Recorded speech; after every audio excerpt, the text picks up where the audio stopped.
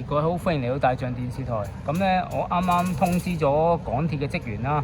咁有2位職員咧就去處理。咁其中一個職員咧，佢攞咗塊好似類似膠布之類咁嘅嘢咧，想去捉住隻鳥。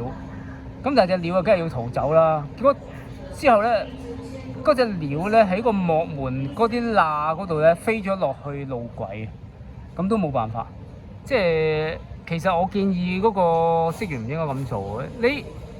你去攞啲布去捉佢，佢梗係走啦。人哋佢唔知你咩事啊嘛，佢唔知啲職員做咩事啊嘛。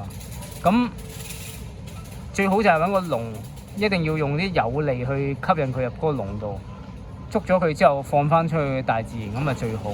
咁我啊費事咁多口啦，因為呢啲係人哋負責緊噶嘛。咁就點都好啦，我咁諗就係我盡咗自己責任就算數啦。咁就最後隻鳥係生唔生存到就都我直啲講就係我已經做咗責啦。咁唔可以再追究噶啦，大家我盡咗責任啦。咁就希望隻鳥可以安全啦。多謝晒大家先。